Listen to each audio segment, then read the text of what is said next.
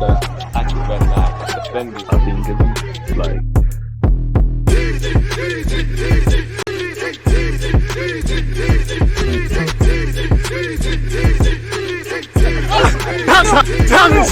people deluded. I'm back again. Come on, Ian. Come on.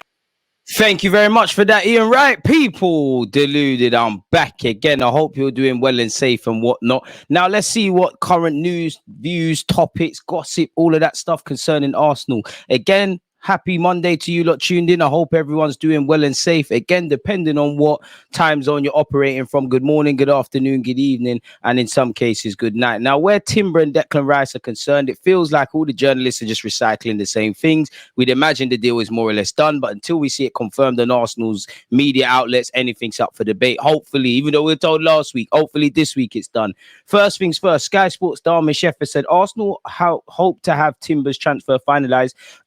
Apologies for him to be part of the squad to face Nuremberg on Thursday. With it being Monday, in some quarters of the world, Tuesday now, hopefully that's announced very soon. Once again, you can see it here. And obviously, where Declan Rice is concerned, he'll probably skip out Germany. The plan allegedly is to have him done so he can fly on our preseason tour to America, where you'd imagine the bulk of our preseason preparations are being done. We're going to Germany, we're then going to America. Obviously, we end our preseason preparations with the Emirates Cup against Monaco, and the Community Shield provides the curtain raiser against Manchester City for our season, people. So hopefully these deals are done sooner rather than later. West Ham are waiting for Arsenal's lawyers to approve the final wording of the deal to sign Declan Rice. So they're probably fine-tuning, making sure there's no areas of doubts, any gaps. Again, there's a lot of red tape, there's a lot of money involved. It feels like, again, these are things that typically go into a transfer, and it seems like these things are just being reiterated as the Sky Sports and all these outlets try and squeeze that much more engagements out of our football club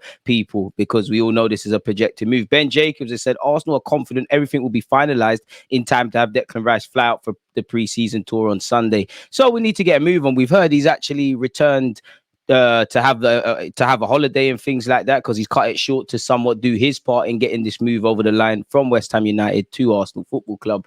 Apparently, Sky Sports have said with Declan Rice and Timber set to join, Arsenal are now turning their focus towards securing transfers for players not in Mikel Arteta's plans. Balogun, Pepe, Tavares, Lokonga, and Cedric Suarez are all available. There's huge interest in Balogun from clubs around Europe, including AC Milan, Marseille, and Monaco, but no official offers have been submitted for the striker, who Arsenal value as high as 50 million. He's currently with the Arsenal boys. Hopefully he impresses Mikel Arteta to change this, but we probably do need to recoup some transfer value, and Balogun's probably one of those players that, while we don't want to sell, probably brings the most money into the club. Pepe, we're just probably trying to get free of his wages. Tavares, we signed him for 8 million, probably could make a profit there. Lokonga's actually stayed at Arsenal's training ground and hasn't traveled to Germany because he's carrying a knock. I don't know if that's to do with going, away from the injury, obviously. I don't know if he's got an impending move, because you'd imagine Cedric, Balogun, and the rest of them, excluding Pepe, no clue why he's still on holiday, but you'd imagine players, whether they're going to have a future under Mikel Arteta or not,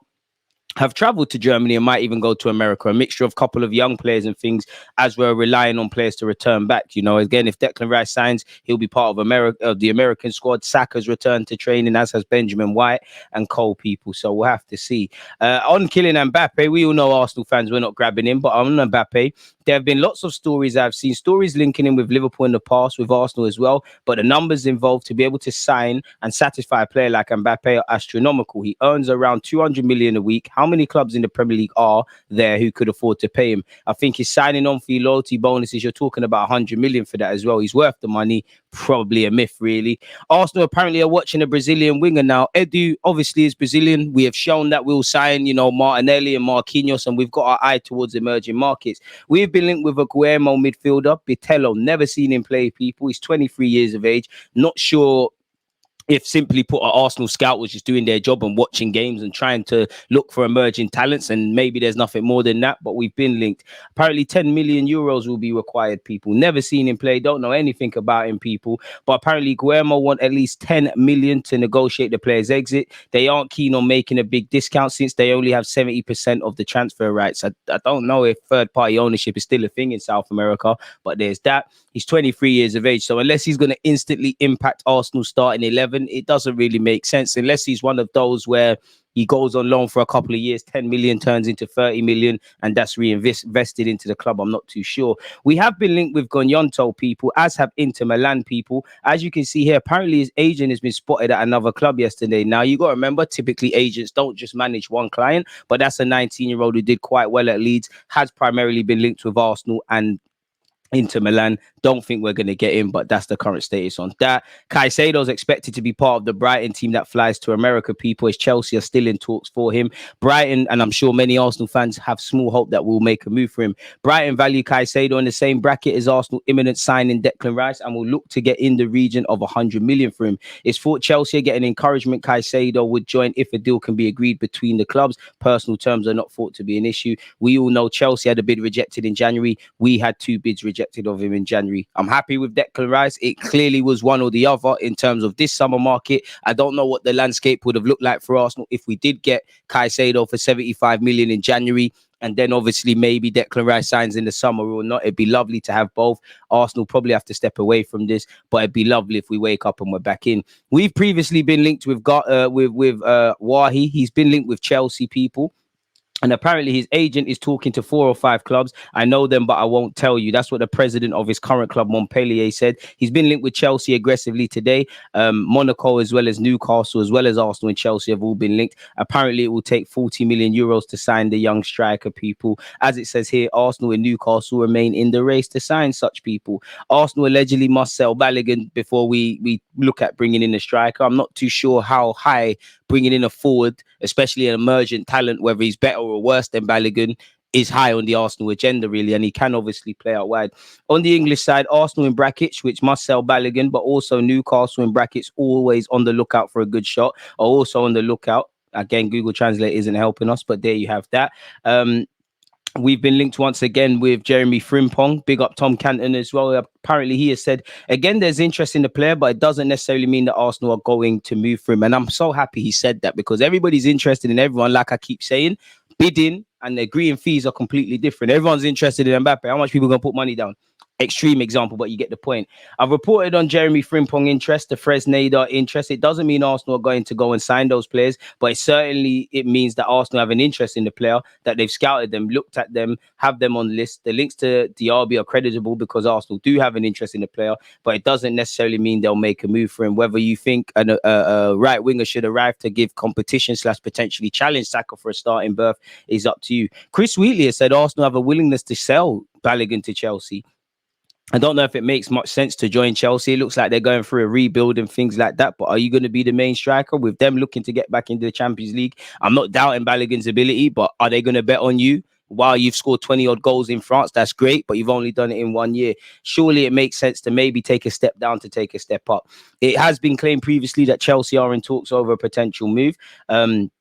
Chris Wheatley, for what he said, has said, we've already spoken about Leipzig and AC Milan as the 2 clubs who are interested in signing Balogun. There's a few more, and perhaps the most interesting team is Chelsea.